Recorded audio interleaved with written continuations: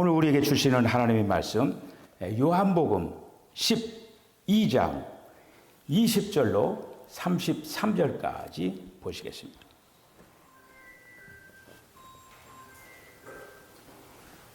교독하시겠습니다. 명절에 예배하러 올라온 사람 중에 헬라인 몇이 있는데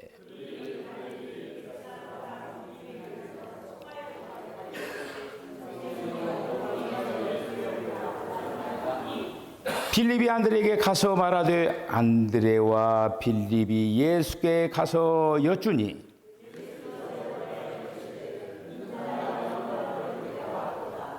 내가 진실로 진실로 너희에게 이르노니 한 알의 밀이 땅에 떨어져 죽지 아니하면 한 알 그대로 있고 죽으면 많은 열매를 맺느니라.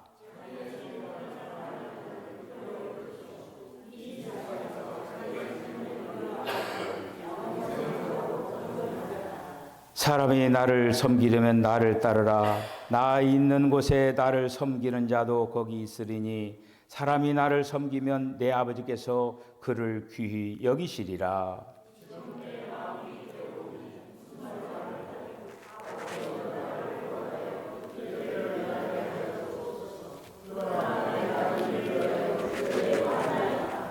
아버지여, 아버지의 이름을 영광스럽게 하옵소서 하시니 이에 하늘에서 소리가 나서 이르되 내가 이미 영광스럽게 하였고 또다시 영광스럽게 하리라 하시니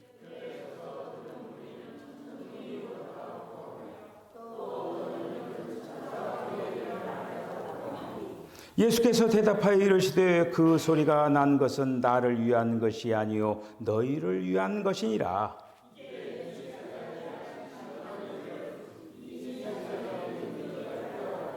내가 땅에서 들리면 모든 사람을 내게로 이끌겠노라 하시니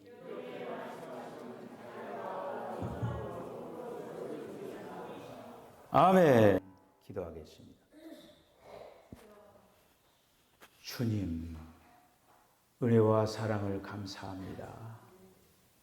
주님 것을 내 것이라고 고집하면서 살아오진 않았는지 이 시간에 회개합니다. 주님, 우리는 종입니다. 종은 아무것도 가진 것 없습니다. 오로지 주인의 인도를 받습니다.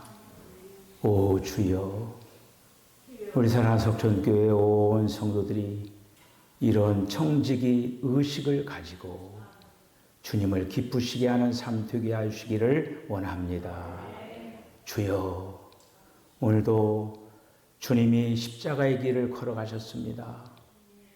오늘도 십자가의 은혜를 더하여 주시옵소서. 예수님의 이름으로 기도하옵나이다. 아멘.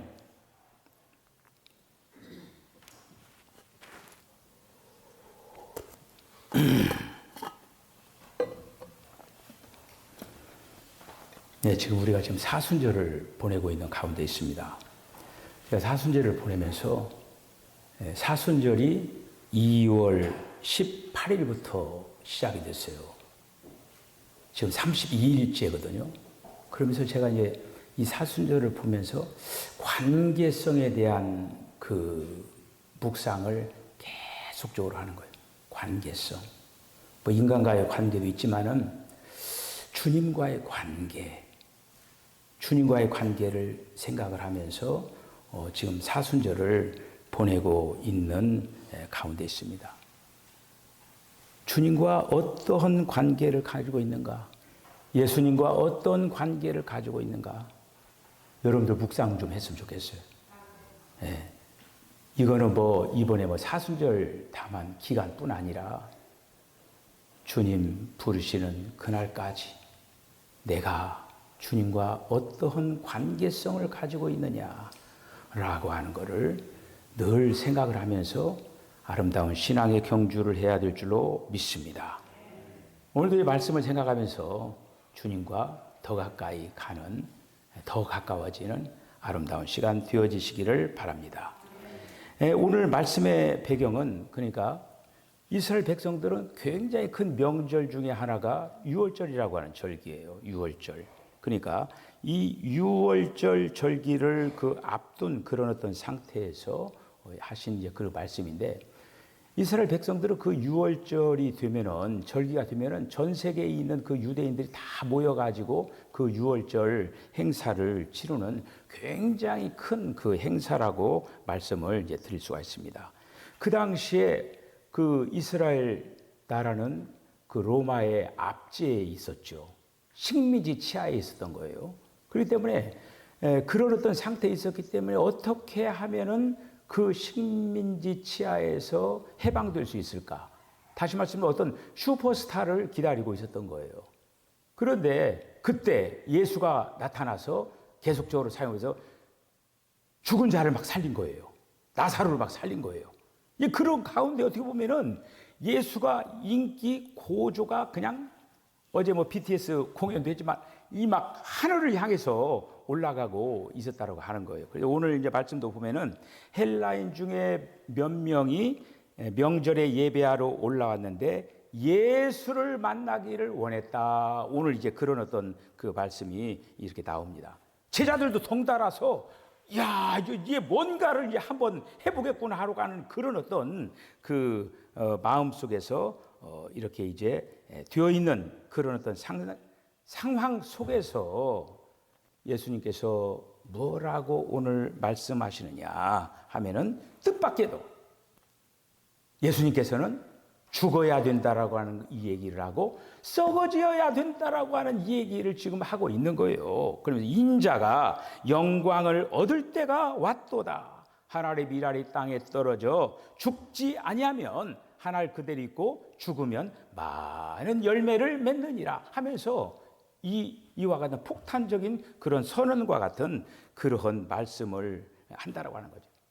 어떻게 보면 절제절명이 어떻게 보면 이야 이제 뭔가 되겠구나 라고 하는 어떤 기대에 막 벅차가지고 있는 그런 어떤 상황 가운데 예수님은 한 알의 밀알이 땅에 떨어져 죽어야 되는 것처럼 예수님은 죽어야 된다라고 하는 그러한 말씀을 하시는 거예요. 오늘 우리가 본문 앞에서 우리 자신의 마음을 정직하게 한번 들여다 보아야 될 줄로 믿습니다. 우리가 교회에 나와서 예수님을 찾는 이유가 무엇인가? 예수님을 찾는 이유가 무엇인가? 1세기 그 당시에 헬라인, 오늘 이제 본문에 나와 있는 이 헬라인처럼 삶의 질을 높여주고 내 문제를 단번에 해결하기 위한, 다시 말씀드리면 나를 세상에서 성공하고 나를 세상에서 군림하게 해주는 그러한 기적 같은 예수를 찾는 사람들이 있었다고 하는 거예요. 오늘날도 마찬가지예요. 이렇게. 그런데 이 현대 사회는 어떻습니까? 현대 사회는 그런 어떤 흐름 속에서 살아가고 있는 거예요. 성공주의, 이런 어떤 속으로 남을 밟고서라도 성공을 해야 된다라고 하는 그런 어떤 속에서 예수님은 오늘 조용히 뭐라고 하느냐? 자기의 생명을 사랑하는 자는 잃어버릴 것이요, 이 세상에서 자기 생명을 미워하는 자는 영생하도록 보존하리라, 이렇게 말씀하시는 거예요. 예수님의 이 폭탄과 같은 이런 선언 앞에서 제자들과 따라다니는 그런 어떤 무리들이, 더 나아가서 우리들이 깊은 갈등에 빠지는 장면이라고 볼 수가 있겠습니다. 자기 생명을 사랑하는 자는 잃어버릴 것이요. 도대체 이 말씀이 무슨 말씀입니까? 생존의 본능을 가진 인간이 자기 생명을 사랑하는 것은 너무나 당연한 일 아닙니까? 그렇죠? 자기 생명을 사랑하는 거 당연한 거 아니에요. 오늘 이제 이 헬라어 원어를 한번 이제 살펴보는데, 생명이라고 하는 말이 그 헬라어로 뭐냐면 푸시케라고 하는 거예요. 들어봤죠? 푸시케, 생명, 푸시케라고 하는 말이에요. 그리고 이 푸시케라고 하는 말은 단지 뭐 숨을 쉬는 어떤 생물학적인 그 목숨만을 의미하는 것이 아니에요. 인간은 그 타락한 본성을 가지고 있기 때문에 타락한 본성을 가진 자기 중심적인 자아라고 하는 게 있습니다. 그걸 뭐라고 합니까? 에고. 에고라고는 말이죠. 그러니까 이 땅에서의 그 안락함, 세상에서 인정받고 성공을 추구하는 나의 욕망 자체, 욕망 전체를 이루는 그런 어떤 단어가 바로 뭐냐? 자아. 그렇다고 하는 거예요. 그런데 하반절에 보면은 영생의 생명이 나오는 거예요. 이게 뭐냐? 조의 생명이라고. 이건 영원한 생명이에요. 근데 여기 이게 대치가 되는 거예요. 영원한 생명과 일시적인 한정적인 육체 안에 있는 그런 어떤 생명과 이렇게 대치되는 것을 볼 수가 있습니다. 현대인들은 철저하게 푸시케, 자기 생명을 사랑합니다. 그래서 자기 생명에 대해서 조금이라도 어떤 도전해오고 조금이라도 어떤 손상을 가만히 안 있어요.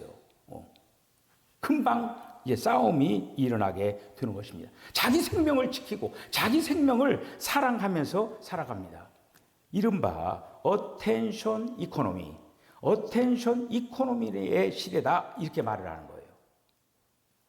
지금 이건 뭐냐? 사람들의 관심과 주목이 돈에 있고 권력에 이제 있게 되는데 지금 이 말은 뭐냐 하면은 우리가 이 땅에서 삶을 살아가는 이런 어떤 부분에서 조금도 나를 희생한다든지 그리고 또 나의 어떤 영역으로 뭔가가 침투해서 가만히 안 두는 그러한 철저하게 자기 본위, 철저하게 자기 이익, 워라벨이라고 하는 말이 있어요. 워라벨, work-life balance 이 말인데 일과 삶의 균형이라고 하는 워라벨이라고 하는 그 신조어가 있습니다.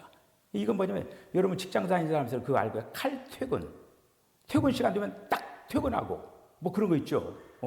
그렇게 하면서 어떻게 보면은 철저하게 어떤 그렇다고 해서 뭐 일을 적게 하는 건 아니지만은 직장에서 업무와 자기 개인의 생활을 한마디로 분리시켜가지고 그렇게 하면서 삶을 살아가는 패턴이 워라벨이라고 하는 거예요.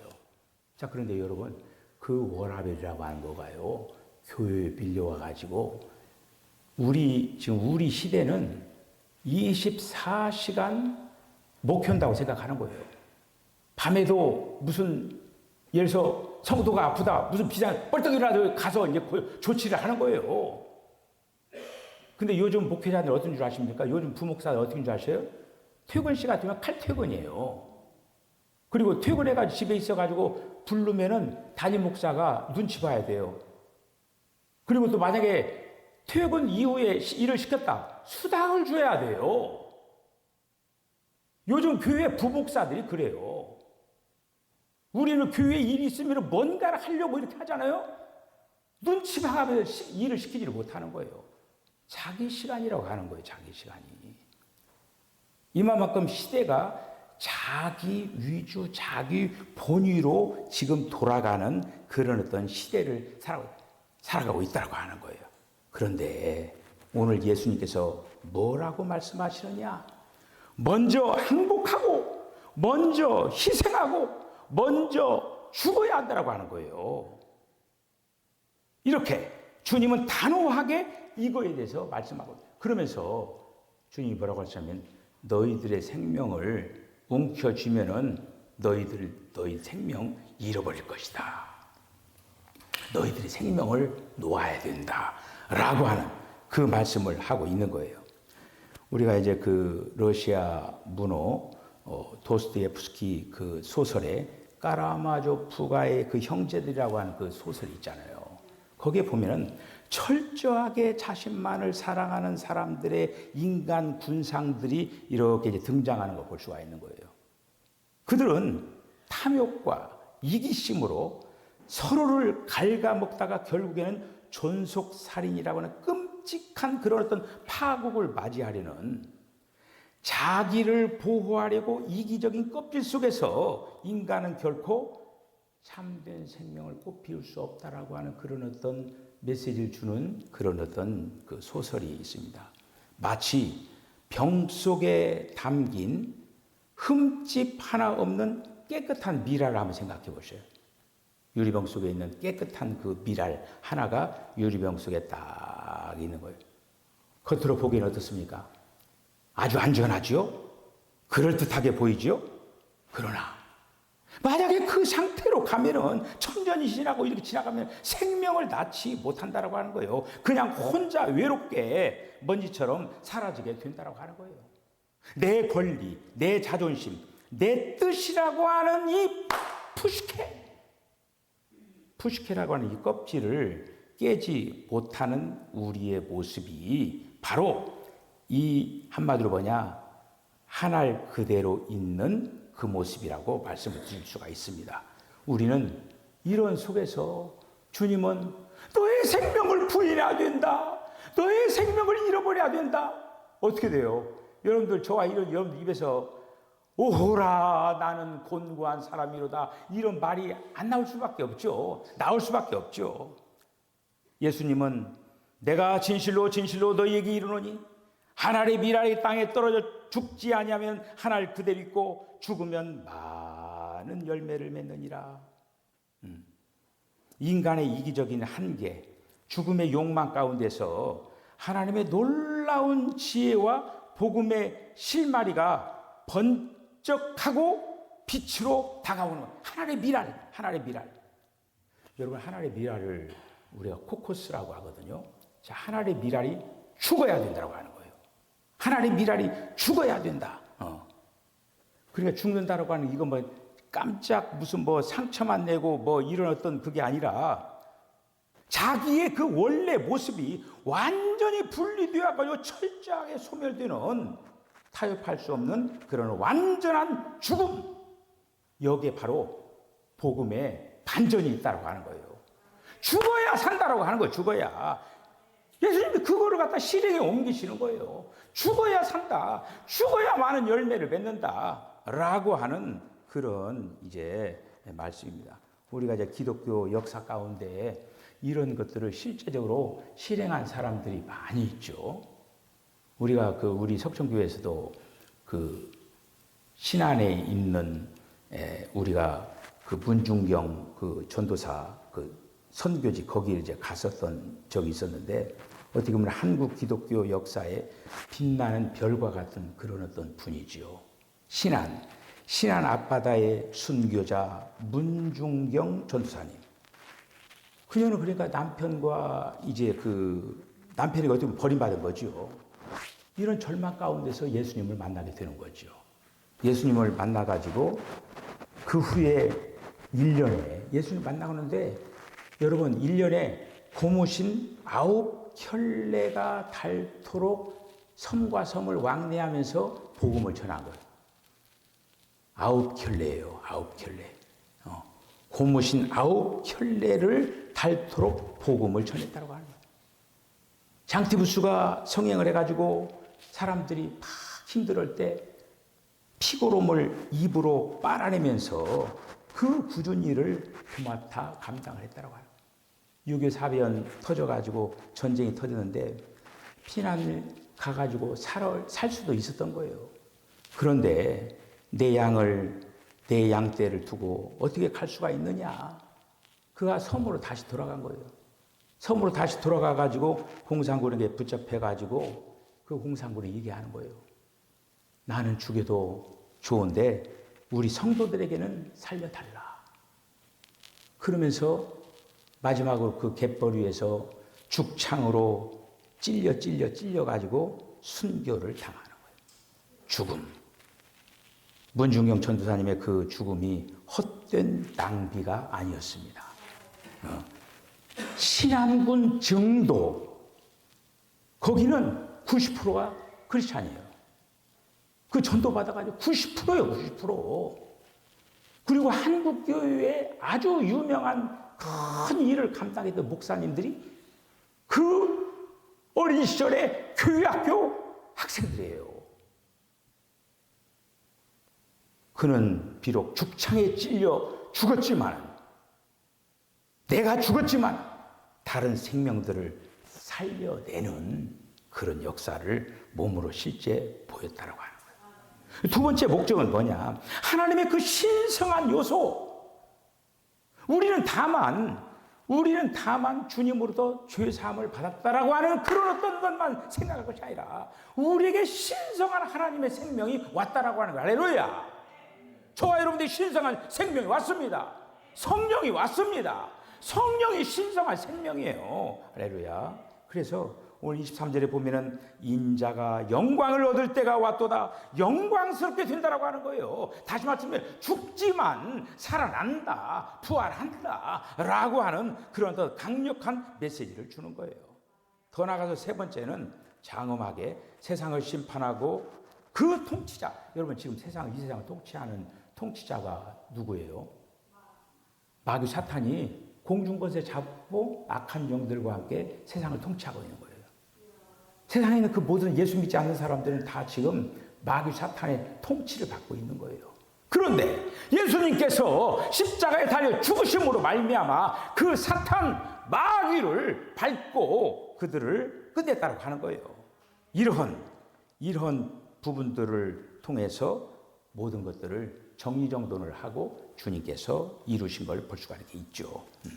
우리가 이제 우리 한국교회를 위하여서 우리가 지금 양화진에 그 합정동에 있는 그 양화진에 우리가 갔었잖아요. 양화진에 그 선교사 묘원들이 쫙 있잖아요.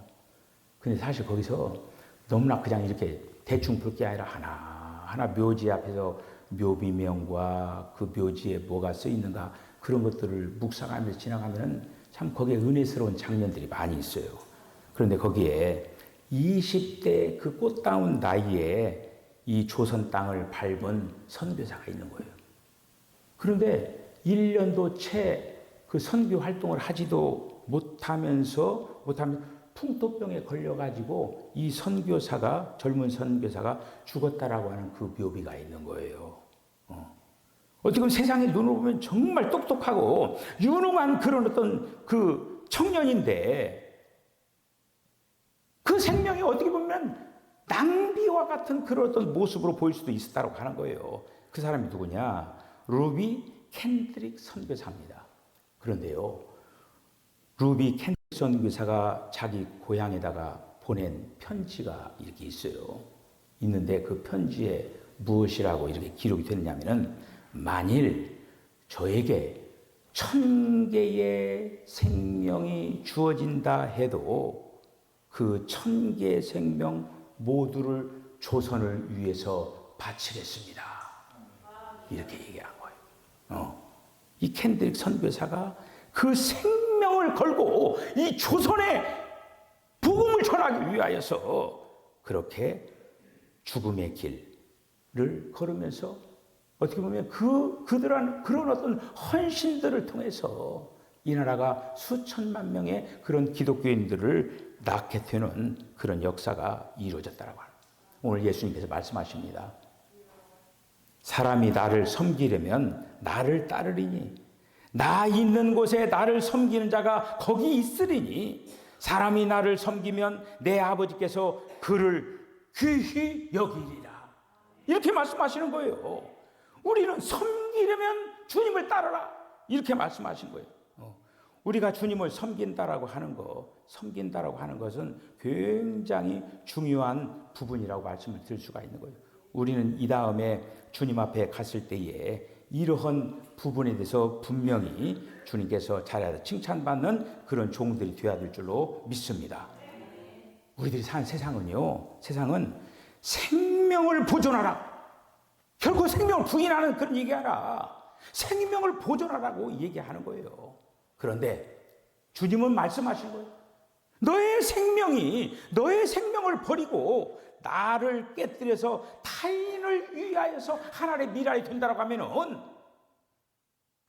결코 그것을 통해서 많은 영혼들이 주님께로 돌아온다라는 그런 이제 말씀이에요. 이거는 개인적인 삶에서도 그렇고 공동체적인 삶에서도 그렇고 우리 오늘 윤 장로님께서 의미 있는 그 기도를 하셨어요. 온 성도들이 1년에 한 명씩만이라도 했으면 우리 교회가 이러한 부분에 대해 걱정을 안 했을 건데 그런 어떤 참 복음의 열정 우리 사는 석천교회가 앞으로 이 석천교회가 정말 새로운 그런 선교의 역사를 펼치는 더 나아가서 주님의 오시는 날을 기대하면서 우리 교회에서 선교사도 파송을 하고 우리 교회에서 마음과 정성을 다해서 땅끝을 향해 복음을 전하는 그런 미랄들이 등장을 할 수 있도록 그런 아름다운 위대한 일을 감당할 수 있는 교회로 발돋움하는 아름다운 역사가 있어질 수 있도록 우리가 마음과 정성을 다해야 되겠습니다. 제가 오늘 이제 끝찬송으로 십자가 그늘 아래 부르는 거예요. 우리는 날마다 어떤 그 삶의 가운데서도 우리가 주님의 십자가를 기억을 하면서 주님은 십자가에서 어떤 삶을 살았는가 이런 부분들을 잘 적용을 하면서 주님의 뒤를 잘 따라가는 저와 여러분 다 되시기를 주님을 간축복합니다. 기도하겠습니다. 주님 은혜와 사랑을 감사합니다. 사순절을 보내고 있는 가운데 있습니다. 한 알의 밀알이 썩어져 죽으려고 예수님이 이 땅에 오셨습니다. 열매는 썩어져야만이 생겨날 수 있는 것입니다. 썩지 아니하면 한 알 그대로 있습니다. 이 만교 불변의 원칙을 우리들이 잘 생각을 하고 우리가 공동체에서 또 가정에서 직장에서 한 알의 밀알로 썩어져 있어서 공동체를 살리고 가정을 살리고 직장을 더욱더 부흥케 하는 아름다운 역사를 만들어가게 하여 주시옵소서. 예수님의 거룩하신 이름으로 기도하옵나이다. 아멘. 지금은 우리 주님 예수 그리스도의 거룩하신 은혜와 하나님 아버지의 극진하신 사랑과 성령의 감동 감화 교통하심이 이제는 나는 아니요 주님으로 가능케 하는 것은 우리 안에 십자가의 은혜가 있어야 될 줄로 믿습니다. 날마다 십자가의 은혜를 구하면서 살겠다라고 결단하는 우리 사랑하는 성도 심령과 가정과 기업과 저들의 삶 가운데 지금부터 영원까지 함께 하시기를 간절히 축원하옵나이다. 아멘.